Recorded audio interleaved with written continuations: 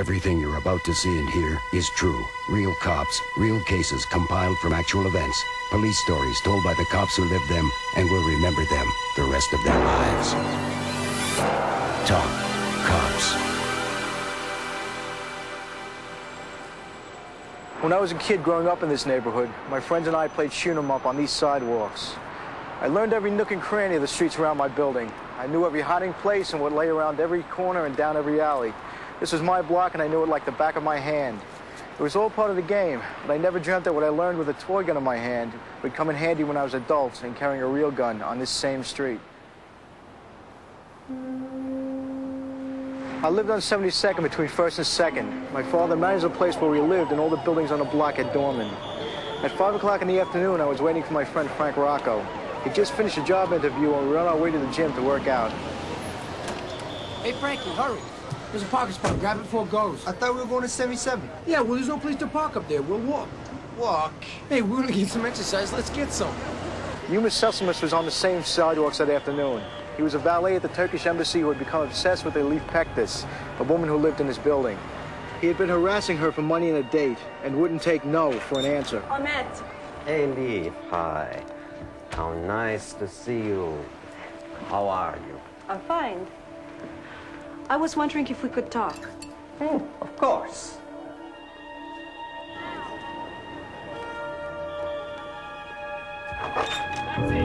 Elif, what's the meaning of this? You refused me for this old man? What do you want? What are you doing? Here, Elif, now! Who are you? You get the hell away from here. What the hell? Those are gunshots. Come on, Tommy, this is the east side, it's not Harlem. No, I'm telling you, those are gunshots. Get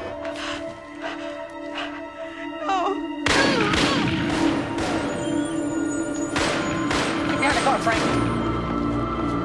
Police officer, drop the gun, don't move! At that moment, I didn't know who or what he'd been shooting at. All I saw him do was hide the gun and cover it with his jacket as he started walking in my direction. He was not panicky, he was very cool. I never had to use my gun before, and I hoped I wouldn't have to use it now. The street was crowded and I started after him, but now he kept looking back over his shoulder. He knew I was there. Hi, Tommy!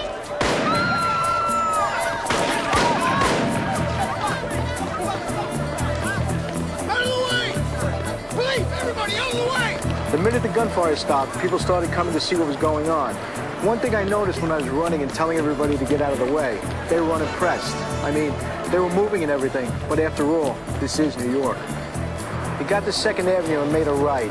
Because I'd played cops and robbers on this block, I knew the delivery entrance to a small supermarket was just off the corner. It has a recess where you could easily duck for cover and be waiting for me. I had to be very careful.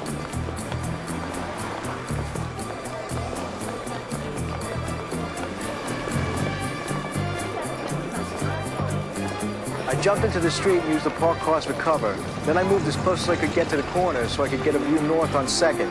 He was gone, and I knew the only place he could have run was the supermarket. As I came around the corner, I drew down on a guy coming out of the store. It was my own brother. Tom, Hinge! What's going on? I'm chasing this guy in a dark blue overcoat. He just went past me. Okay, get on the phone. You call 911. You tell him what I'm wearing. You tell him it's a 1013. I'm on the job. I'm on the job. Drop that gun. I'm a police officer. I work on the street, too. Drop that gun or I'll shoot. This was actually pretty hairy. They were pulling up on a shots fired and dropped down behind the patrol cars and pointed their weapons at me. Because I had used 2 hands when I opened fire, I had dropped my shield. Now the backup unit was drawing down on me, and I had no ID. And I couldn't give up my gun because the suspect could come back out that door any second. I'm a cop. My tax number is 876547. Your tax number is a universal signature to other officers if you have no ID. Every cop's is different, but it has to contain a certain number sequence, and they realized mine was real. Got an armed suspect in here in a dark blue overcoat. Shots have been fired. There were a lot of people in the store, and they had no inkling that anything was wrong. Okay, 1 aisle at a time. I know he's in here.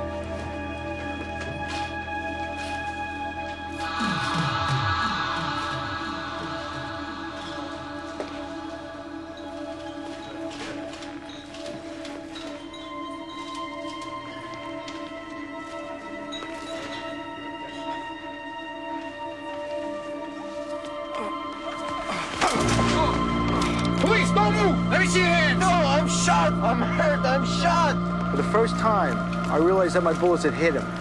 He had one wound in the chest and one in the hip. Dice said he had a gun. He did. We ain't got one now. Okay, got a gun. Cuff him. Okay, you guys, we got it all covered here. Get down to 345 East 72nd Street. He was throwing shots in the window. You call an ambulance. You kids, get out of here. Get out of here. We'll find someplace else to play. Go on. The backup went to the tailor shop and found 2 people dead of multiple gunshot wounds. The man had been shot 8 times and the woman 5 times. The last 2 shots in his automatic were expended at me. The gun had been stolen from the Turkish embassy where Cecilmus worked. A short while later, I was going through some old photographs, and there was a picture of me and my friends playing shoot 'em up when we were kids. The photo was taken in the exact spot where the killer and I would be standing many years later. Except this was a shootout where I could just as easily have been a real victim. But I knew my turf, and that's what saved my life. We'll be right back with ATF Agent William J. McGarvey and the man who killed for the joy of it. And now, Special Agent William J. McGarvey. I work for the Bureau of Alcohol, Tobacco, and Firearms. I've investigated many bombings with the Bureau, but one in particular will always stand out in my mind. It happened in January of 1980, and it triggered an investigation that uncovered a trail of brutal murders that spanned a period of 22 years. Murders committed not necessarily for profit or revenge, but for the sheer joy of killing.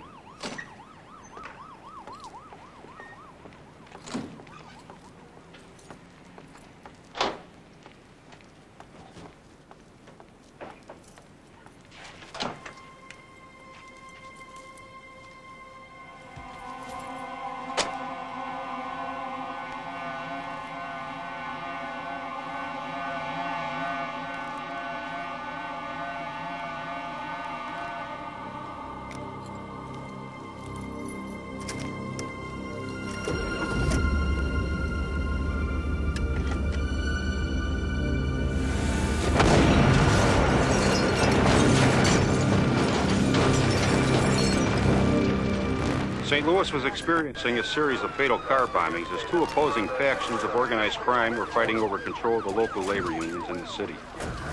But this was something different. Later.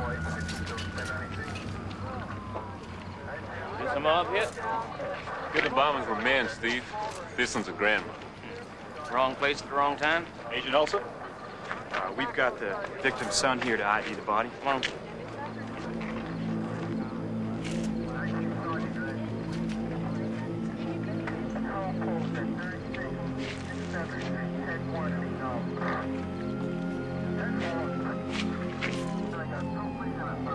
Barrera? Is that your mother? That's her. What's left of her.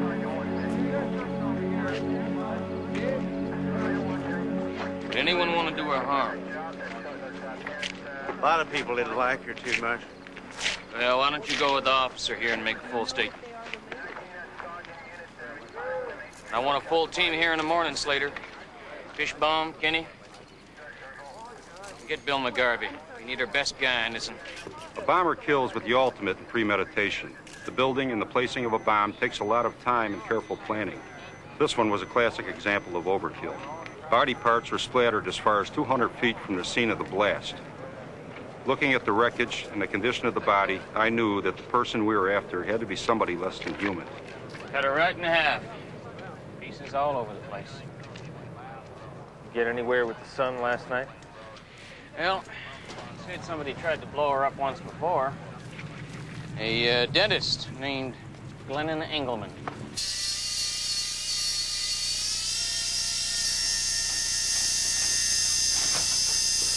Dr. Glennon Engelman? Yes? Bureau of Alcohol, Tobacco, and Firearms. How well did you know Sophie Barrera? Too well for my liking. Her lab did work for my office. She overcharged. Her son mentioned a lawsuit she had pending against you for, let's see here, $14,504 in unpaid lab fees. That's right. Ooh, she was an avaricious bitch. You know much about bombs, Dr. Engelman? Why, yes, I do. Would you be able to make one? Yes, I would. Look, she was a corporation. The suit can go on without her. Now, if you boys think I killed her over that, you're on the wrong track. Does that mean you killed her for another reason? Did you ask her son that? Would you be willing to take a polygraph test? No, I would not. Inadmissible, remember? How about a dynamite residue test? You need probable cause for that. Now, gentlemen, if that's all, unless you're going to charge me with something, I believe I'm free to go. Dr. Engelman was taunting us, daring us to come up with something on it. He was extremely confident, careful, and calculating. He seemed to enjoy the attention he was getting and rubbing our noses in it. In checking his background, we discovered that he had been a suspect in the death of James Bullock, one of the most famous unsolved killings in the history of St. Louis.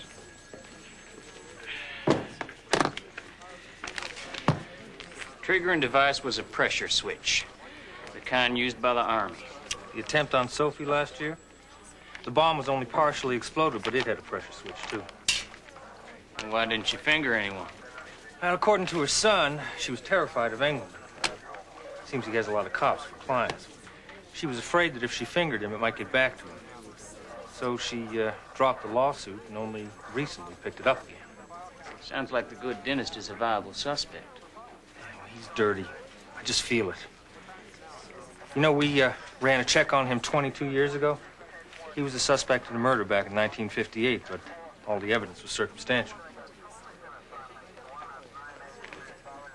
You know, he has an ex-wife.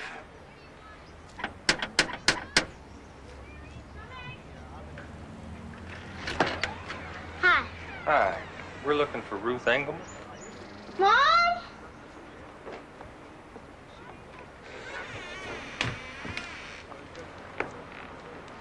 Go on upstairs, David. Fantasy Island's on. Oh. You're here about the bombing. I liked Ruth from the moment I met her. She was an intelligent, gutsy woman, but she was scared. Ruth was convinced that she was Engelman's next victim. It's just so difficult. Police come, reporters. I just don't know who I can trust anymore. You can trust us. Ruth, if you're afraid of him, we can protect you. You don't know Glenn. You don't know what he's capable of. We won't let him hurt you. That's a promise. Anything you say will be kept in the strictest confidence. I'm sure he killed Sophie Barrera. How do you know? The lawsuit. Yesterday, we were having an argument about David, our son. Glenn, he's been threatening for custody. And he's been a real bastard about it. So I threw the bombing in his face.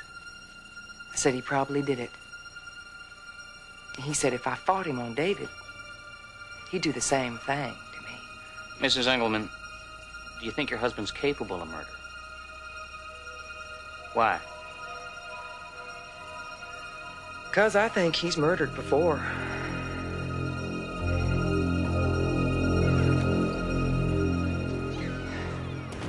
All this time and just now she decides to talk? She's afraid. She knows him better than anyone else. Yeah, but she still wants him out of her life. The custody fuss, the threats. She could have made up that whole story.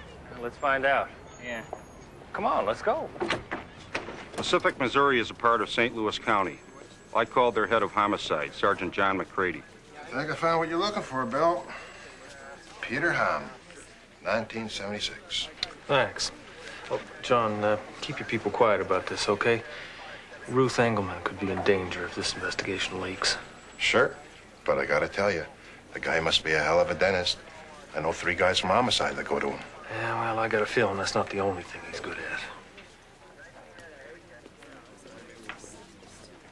Peter Haum and his wife of 10 months, Carmen Miranda Haum, had left the city on September 5th, 1976 for a picnic and to visit a car show.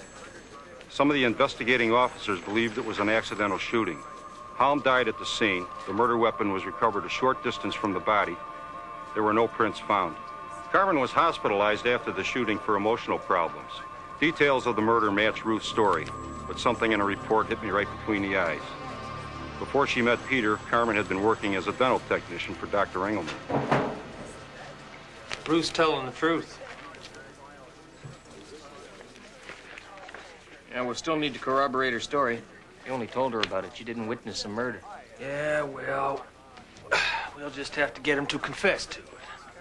If Glenn even thinks I'm a threat to him, he'll kill me. We'll protect you. The transmitter will get you to where it fits in the palm of your hand. I just need you to ask a few simple questions. Sure. And then he'll tell me anything you want to know. Look, I'm having our agents re-question him, really put him through, just before his next visit to David. That'll give him something to talk about. I need a motive. I need a hint of where he bought the dynamite or if somebody helped him. Ruth, you're the only one he'll talk to. And if this doesn't work, he'll put a bomb under my car, too.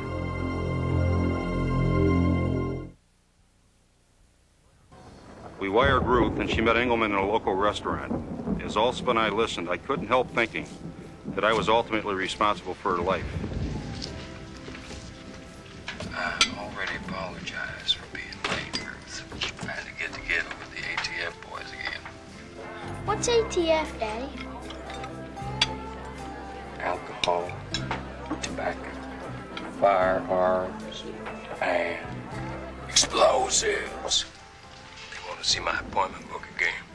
Some guy, barely 2 years out of college, and his nigger assistant. I knew Slater'd get to him. I didn't know you were such an explosives expert. But yeah, I am an expert.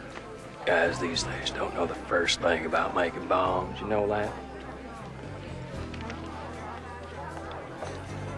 I learned under one of the very best in the Army.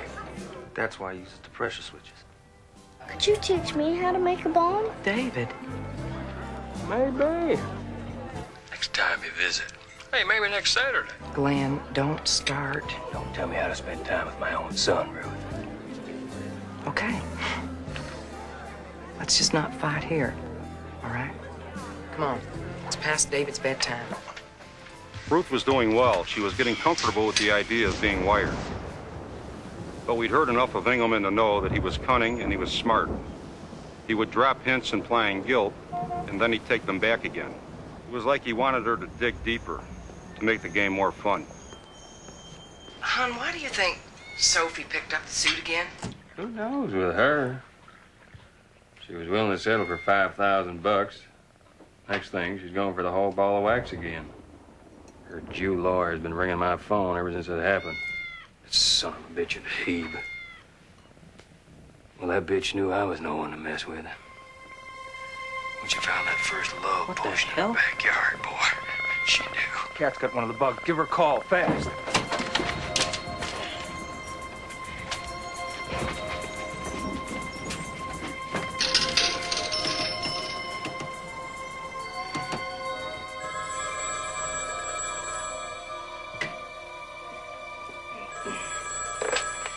Hello? Don't talk. The cat's got one of the bugs. Put him out. If the bug's loose, put it out too. By the way, this is a crank call.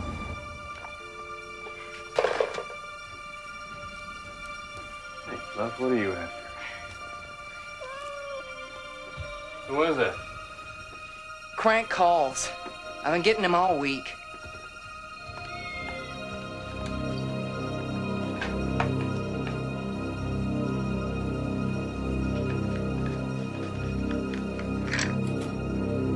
Sure it's pranks? What do you mean? Well, you and I watch that program, Murder, when they tell you. They just call. The minute you pick up the phone, they have an innocent discussion. And then when they hang up, you are tapped. Listening to Engelman, I began to wonder, what if he really knew we were listening? This guy was so smooth, so slick, I might not even know when she was in trouble.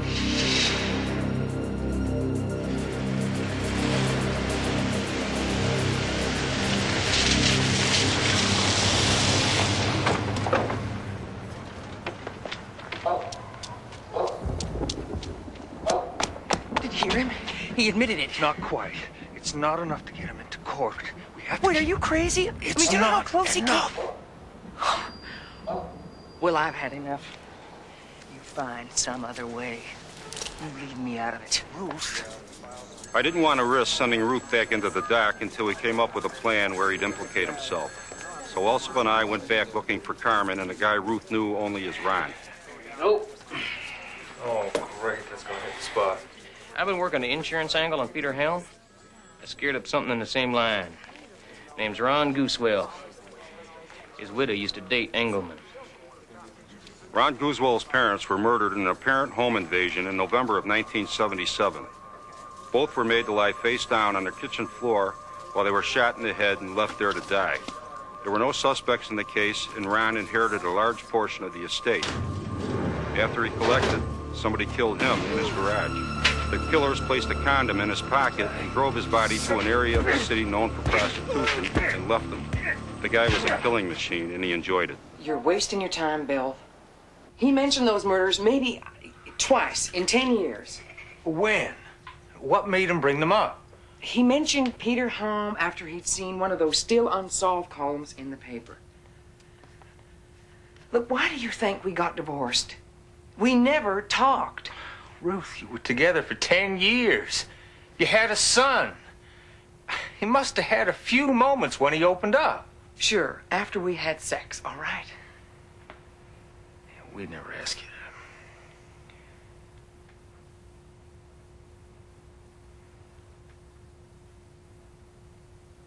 We'll plant a story in the Globe Democrat. Mention he's a suspect and why.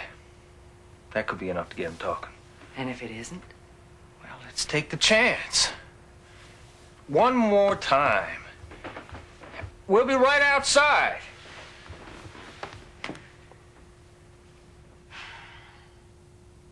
All right. Damn newspapers. Think they can just say anything they want. No, I just hope none of David's friends sees it. When I take custody, I'm moving him to Texas. Maybe Arizona. Someplace where he'll never know what happened. Glenn, please. I'm taking him, babe. Now, you know better than to fight me on this. Please, Glenn. Now, look, he's my boy, too.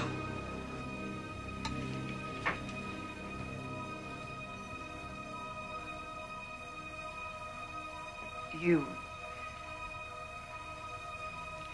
remember how we used to be when he was born? You said you'd do anything for us. Different worlds, babe. I'll do anything you ask.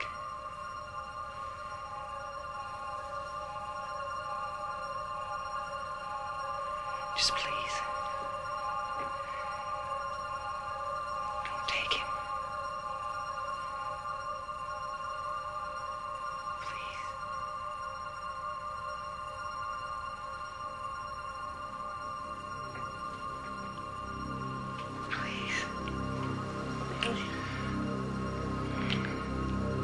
Alsop and I had no choice but to wait and listen while Ruth went into the bedroom with our killer.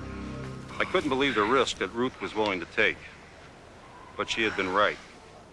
After sex, Engelman started talking. Couldn't you have settled Sophie differently? She deserved killing had she met her end. But why? She was a mean enough bitch. I disliked her enough, and that's a simple enough solution to it. Glenn. Ruth, drop it. Drop it now. Why couldn't you let this one pass? What could she do to you? There's just no shutting your big fat mouth, is there? You just won't quit. You're like a needle stuck in a groove. Glenn, you have absolutely no conscience about killing people. Hey, Ruth. I don't kill people. Now, I don't kill people, Ruth. You start accusing me of killing people, I start wondering if I'm in a bugged room. You're no longer my wife, Ruth. You can testify against me in court. Cole, back up.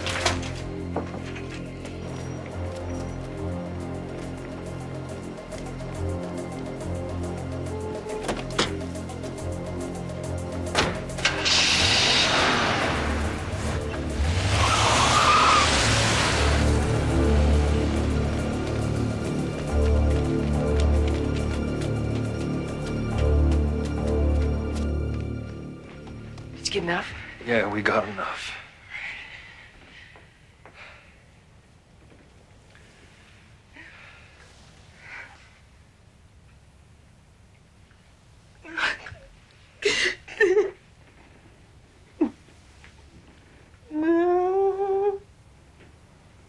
The pieces began to fall into place. Carmen was picked up after we found her brother, Nick. We agreed to cut a deal. Yep. Got what you wanted, Carmen. Total immunity. If you put Engelman away, you're good. So, how long did you know Engelman? All my life. He was friend of family. He gave me an abortion when I was 17. He planned Peter's murder. It's all right.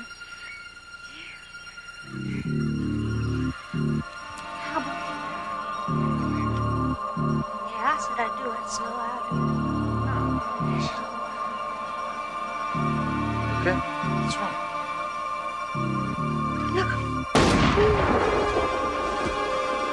Go get help.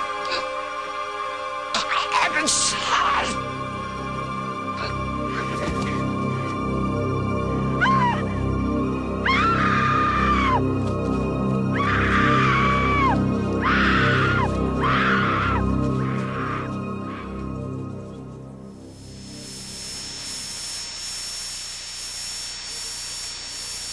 Glendon Engelman, we have a warrant for your arrest for capital murder. Which one?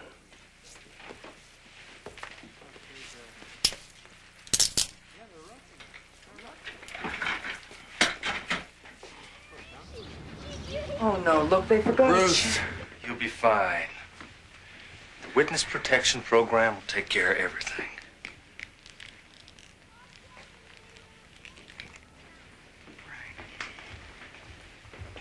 Ruth, thank you. The crimes committed by Dr. Engelman were vicious, deliberate, and premeditated. The thing that made this man so dangerous wasn't just his total lack of conscience. It was the influence he had over others and his ability to manipulate people into doing things to serve his own criminal purposes. It wasn't that he was trying to get rich. He had money, and he had a position in life. He killed simply for the sport of it and the excitement of getting away with it. I didn't like putting Ruth in danger, but at the time, there was no other way of getting this man off the streets and into prison where he belonged. When the judge passed sentence, Engelman said to him, "By the time I get out, I'll be dust. And that's just fine with me." In a moment, Officer Eddie Perez and his partner Raul Alviso face death in a barrio cantina.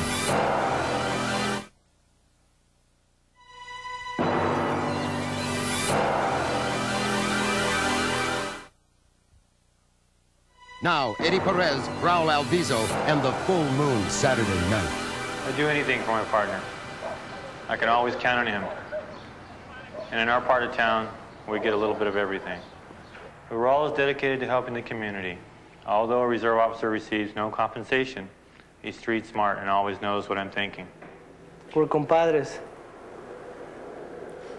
Closer than brothers. The bars start cooking early in Delano. There are 20 of them in a 4-block radius known as Chinatown. We come on at 10 that night. First off was a large disturbance with about 50 people involved. followed by 2 disturbance calls at local bars. 3 fights in 2 hours. It's gonna be quite the night. Full moon, Eddie. What? Full moon, man. We're gonna get all the crazies. I didn't know you were superstitious. I'm not. It's all scientific, compy. When the moon gets full, all the crazies get crazier. Delano, Paul 3? Paul 3, Delano.